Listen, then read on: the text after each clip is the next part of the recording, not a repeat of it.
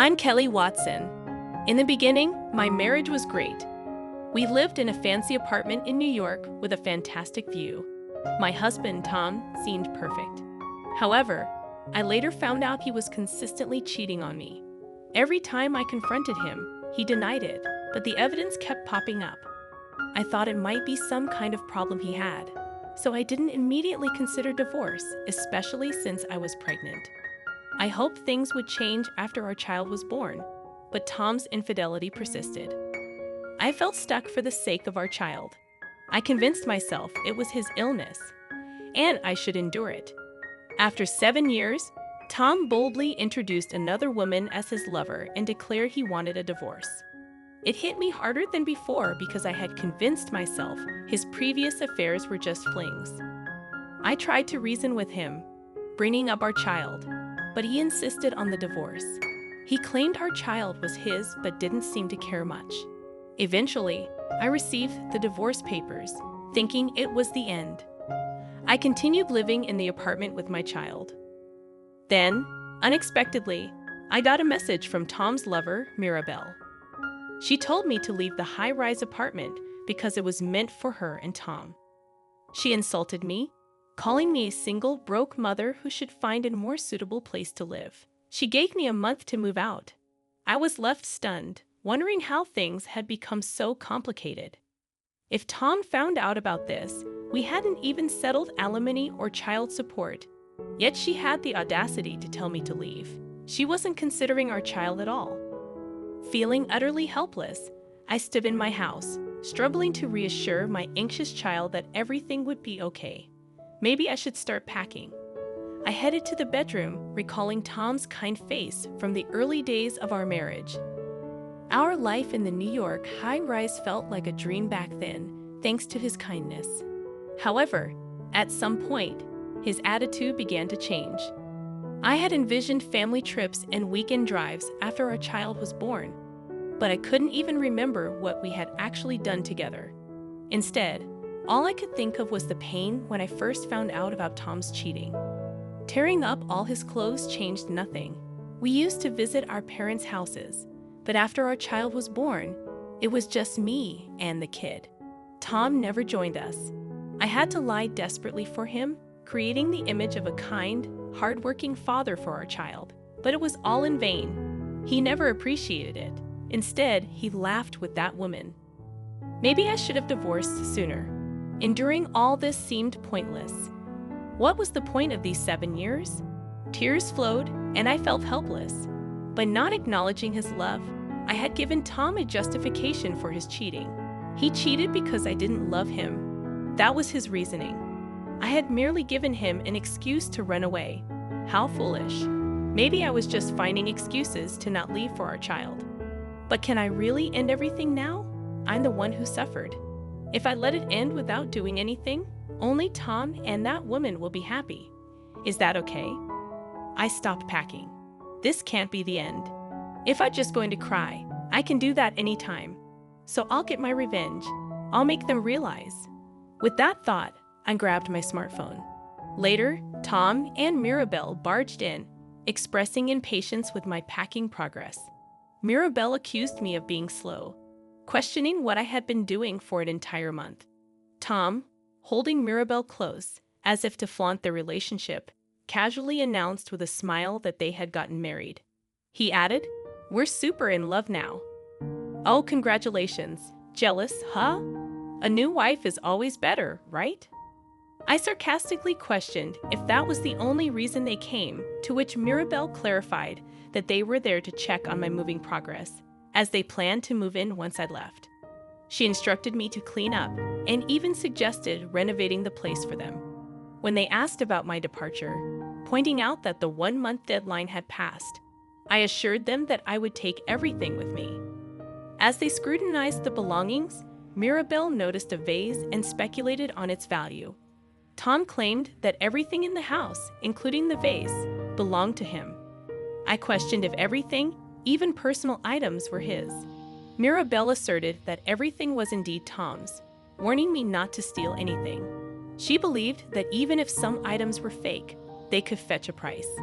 Tom bragged about the authenticity of the items, stating that they were all real and valuable. Mirabelle expressed her intent to sell everything.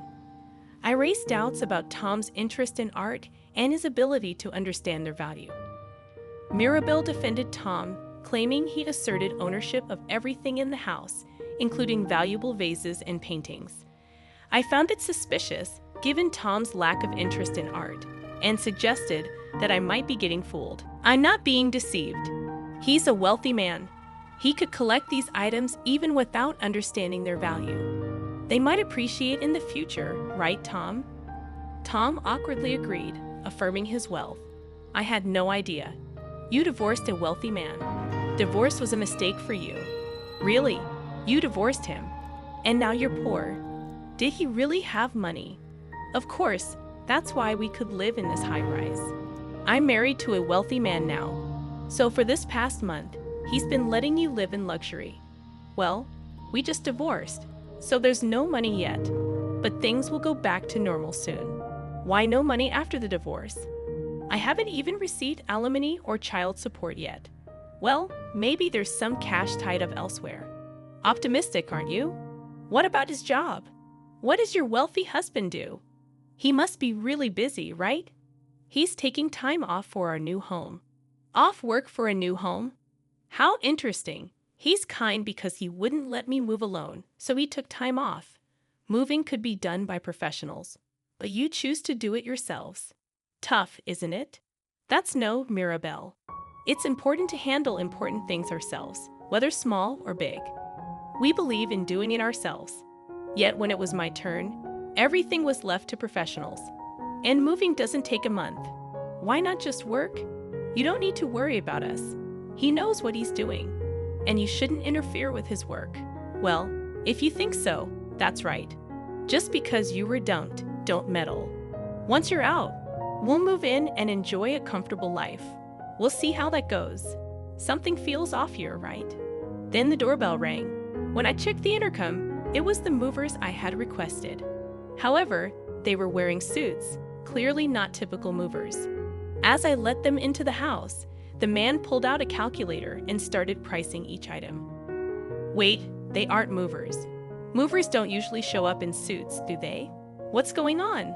Why is he putting tags on the base? He's an antique and art dealer, here to appraise and possibly buy these items. While he's at it, he's valuing the apartment too. Why are you doing this? Why don't you ask your beloved husband, Tom? I doubt he'll tell the truth, though. I questioned Tom about the situation, and he'd apologized, claiming he didn't know why she was doing this. You knew she was going to sell these. Call the dealer so you could get a cut from the sale. No way. I exclaimed. Then why? All of this is yours. You can't just sell it. Mirabelle explained. Well, actually, I bought all these things, but I can't keep them all in my new place, so I thought, why not sell them? Oh, I see. Property division, right? You're selling these because you divorced him and want to split the money. I don't want to give you half, but if it's property division, I guess I have to. Tom's wealthy anyway, so even if you get half, it won't bother him. I declared that I had no intention of splitting it, as all the artworks were bought by me before I married Tom, so there was no need for property division. No way, then leave them. This apartment is his. You should leave them here. Mirabelle nervously watched as more tags were placed.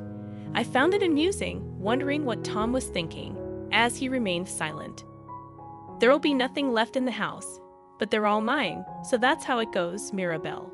We're not losing the high-rise, no need to panic. But don't worry, I'll buy you whatever you want. If you can afford it, why not? Once the appraiser finished, he announced to me that the total value was over $1 million as expected. Thank you for your hard work. When will you be able to collect everything?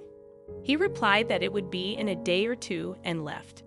In a day or two, these artworks would be gone, and I'd have to leave this apartment too. It meant tomorrow or the day after, so we could move by then. Yes, that's the plan. It'll feel empty without everything. But it means we can decorate with things we like. Mirabelle seemed to misunderstand something, and I warned her that if she didn't leave soon, she'd be forced out. Confused, she asked why, and I revealed, I just sold this high-rise. Why isn't this apartment Tom's? Why would you sell it, Tom? Why did you sell it? This apartment is ours. You're both mistaken. Do you know when we started living here? Right after we got married, right? The question is, when was it purchased? Right after we got married. Do you remember buying it? No, I think it was already there when we got married. I clarified. Exactly. I bought this apartment with my money before we got married. What do you mean? So when he said he wanted to live in a high-rise, I bought it. Now that we're divorced, it's up to me whether I keep living here or sell it. So you sold it? Yes, you told me to leave. And I don't want to stay in a place I lived with him. It's the perfect timing. I'm planning to move to a house I just signed for a new house and have already moved my things in. You bought a house? Yes, it was cheap. Only about $1.6 million. $1.6 million. So Tom's stuff is just the junk in the next room. Take it with you. It's a hassle to dispose of junk. Mirabelle rushed into the next room, finding several cardboard boxes. She hurriedly opened them, only to find actual junk. The clothes were mostly worn out. What is this? Tom's clothes? Why are they like this? I didn't throw them away because he said not to. A wealthy man wearing these ragged clothes? I wanted to let you keep dreaming until the end, but it seems that's not possible. What do you mean? He's not wealthy at all, just a poor guy. No way, just a pile of garbage. That's harsh. It's not a pile of garbage. These clothes are still wearable. Why? I thought he worked for a major corporation. He said he was the president. He was a temp worker at a big company. No way, a temp worker. Yep, and he got laid off right when you two got married. Why? How do you know this? Even I, his wife, didn't know because I'm the president of that company. I thought I might make him a regular employee if our marriage continued, but he never took his job seriously since he knew I was the boss. So I just kept him as a temp. I knew he couldn't afford a high-rise apartment on a temp salary, but since I have a high income as the president, I thought it was fine. He didn't tell anyone at work that his wife was the boss. It was convenient for both of us, especially since he didn't want people to know I was his wife while he was cheating. So what will happen to Tom now? His contract is over. He was supposed to have one more month, but he's been absent without leave, so it's over. I thought he was wealthy. The wealthy one is me. So you were deceiving me? Not really. If Kelly hadn't divorced, I'd still be a wealthy man by marriage. But Mirabelle wanted a divorce, so I agreed. And with that, I'm out of the wealthy bracket. So because his wife was wealthy, he's penniless. Yep, a super poor person. Yep, if you knew that, why did you sell the art? Because I can't keep them in my new house. You could have left them. That's not how it works. Everything here is mine. There's nothing here that belongs to you two. I'm just disposing of my own stuff. Tom, do something. I concluded, well, that's how it is. Nothing. We can do it. You're saying this to me. This is his high rise, right? Say it is. It's not his high rise. It's the high rise I lived in with him. But I lived here too. I should have some right to stay. Oh, right. If he has the right to live here, we don't have to leave. Residency rights apply to rented properties. This is not a rental. I bought it in full before we got married. You left a month ago. You haven't lived here for a month. Where's the residency right in that then? Property division, I told you earlier. This apartment isn't a jointly acquired asset. It was bought by me before we got married. There's nothing to divide with you. You're penniless, and there's nothing I can do about it. Damn it! I thought we bought everything together. You never had that kind of money. You should take a good look at yourself. Tom seemed frustrated, trying to get something out of me. But with Tom's meager salary, there was no way he could afford anything, let alone own the apartment. Having faced this reality, the two of them left dejectedly. After a while, Tom contacted me again, asking where I was and admitting that he was out of money. I responded that it's none of his business where I live. Yeah, but I'm actually out of money. I know that already. What's your point? Tom explained that Mirabelle was blaming him for being broke, and his temp job had ended, leaving him unemployed. He asked if I could hire him at my company. I rejected the idea, stating that hiring my ex-husband was absurd. Tom mentioned that Mirabel suggested it, thinking he'd be paid well as my ex-husband and the CEO of a large corporation. I found it ridiculous and pointed out that both Tom and Mirabel were out of their minds. Tom pleaded for help, admitting that marrying Mirabel was a mistake. He complained about not getting an allowance and asked for employment. I refused, stating that if I were to hire someone, it would be someone who actually works. Tom promised to work hard and even offered to write a pledge. I dismissed the idea, stating that even if he wrote a pledge, it wouldn't mean anything coming from him. Tom continued to plead, citing Mirabel's potential anger if he didn't get a job. I remained firm, asserting that it wasn't my problem, and Tom had chosen his path. Tom expressed regret about his marriage to Mirabel, revealing that she had a lot of debt and was on the blacklist of payday lenders. Surprised, I questioned why Mirabel borrowed from such places, and Tom explained that she couldn't borrow from reputable sources as she never paid back. He revealed her intense obsession with money, particularly with keeping vases and paintings. Tom disclosed the significant amount she had borrowed, leading to a snowball effect of accumulating interest by borrowing from one place to pay another. It's quite impressive making snowballs without any snow. This is the worst. What should I do? Well, since she borrowed it, it's not my problem. The responsibility to pay it back is hers. So if I divorce her, I won't be affected. That's unlikely. Why? Why do you think she married you? Because I'm handsome? There are other handsome men out there. She thought you were wealthy. She thought marrying a wealthy man would erase her debts. Turns out you're broke. If she lets you go now, she'll have to pay back everything herself. She won't let you go. That's ridiculous. So that's why she's always talking about money. Maybe so. I'm basically working for her now. Looks like it. This is too much. Well, you made your bed. You betrayed me and our child. Mirabel probably thought you'd be quiet about her cheating, just like you were with me, but fairy tales don't happen that often. I've been tricked. It's like the fox and the raccoon tricking each other. Fox and raccoon. Yes, both of you were deceiving each other. What if some scary people come to collect the debts? That might happen. You should be prepared for that. No way, Kelly. Please help me. Hire me with a high salary. No way. You're not worth a high salary. You can't do anything. Don't say that. I'll really work hard this time. If not, lend me money for a divorce lawyer. Don't joke. If you want to talk about that, first pay the alimony and child support. Later, Tom, cut off from income, was constantly nagged by Mirabel to work, but used to a life with me. He despised working. The thought of all his hard-earned money going to Mirabel's debts made him not want to work, even joking that working would mean losing. They fought every day, but without money, they couldn't live. Tom borrowed money and tried to increase it through gambling, falling into a vicious cycle.